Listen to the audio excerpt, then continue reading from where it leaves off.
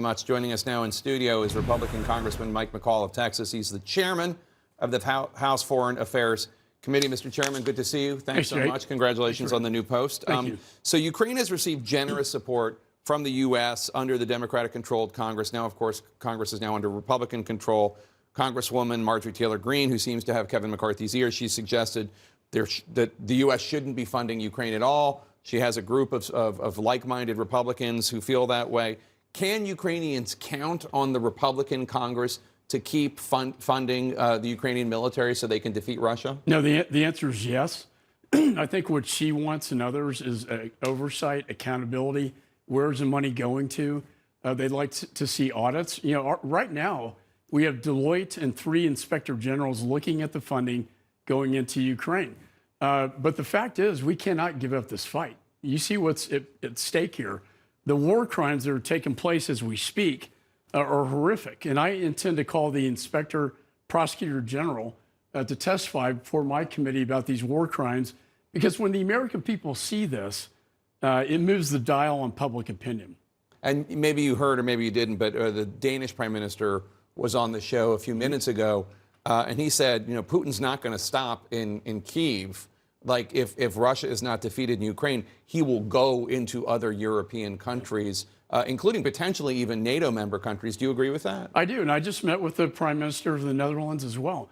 I'm pleased to see they're going to send a Patriot battery to Ukraine, but they need more. You know, Jake, every time we give them what they need, they win. The counteroffensive. What do they need right now? They need the longer-range artillery that can hit the Iranian drones in Crimea. They're causing all this havoc, all this damage. They cannot reach those Iranian drones in Crimea. And with Putin changing generals out now, right? Not to wait out the winter, but to go on the offensive in the winter. We know they're going to come the supply lines through the south, through Crimea up north. Those attack-ins are so important. I've stressed this to Secretary Austin, General Milley, Secretary Blinken, I think, agrees with me in this assessment. And it's time that we get that done. Let's change topics, because last week you requested documents from the State Department for your committee's investigation into the withdrawal from Afghanistan under President Biden. I'm just wondering, just in terms of your investigation, is the deal that Pompeo and Trump, that they cut with the Taliban, which the Biden administration points to as part of the reason why they withdrew as they did, is that going to be part of the investigation? I mean, sure, we're going to look at all ties between the Taliban and the United States government.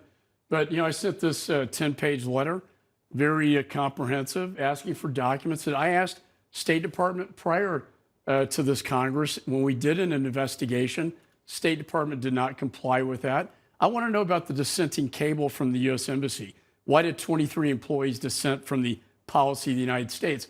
I want to know why they turned over the evacuation and HKI airport to the Taliban that led to the suicide bomber killing 13 servicemen and women.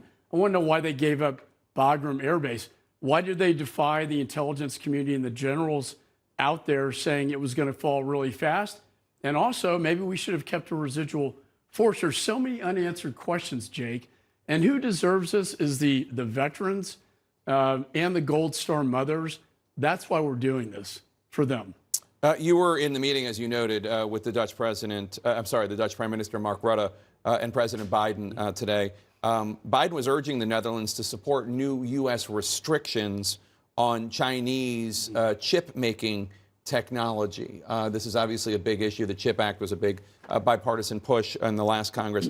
Did the Prime Minister seem receptive to that idea? Very. This is great news. I met with the Japanese. Remember, in semiconductor, the tools to make the semiconductor advanced, we have them, Taiwan has them, Japan, and the Netherlands, right?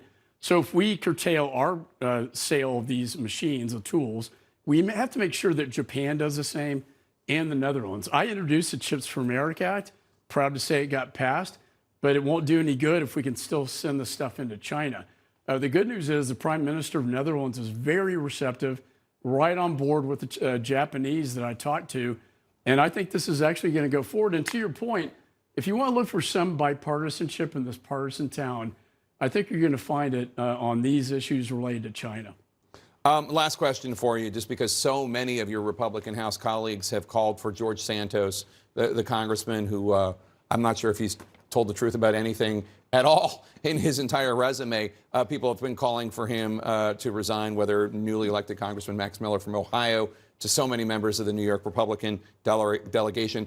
Former Speaker Paul Ryan was here a few days ago and said that Santos was a fraudulent candidacy. It wasn't just embellished, it was fraudulent. What do you think? Should he resign?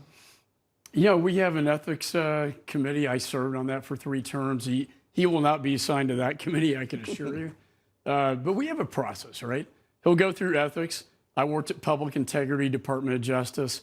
It looks like there are things now that may get referred to DOJ. I don't know for sure. But he's going to undergo this review and investigation through ethics and the Department of Justice, and they will do their job. I don't personally like a candidate. I don't know how he got through the process, being such an imposter. I don't know why his opponent didn't bring this out in the election, or quite frankly, why he wasn't screened as a candidate better than he was. He never should be in Congress with that kind of reputation. But I know our ethics committee and the Department of Justice will deal with this. The new chairman of the House Foreign Affairs Committee, Congressman Mike McCaul from the great state of Texas. Thanks for being here. Good to see you as always.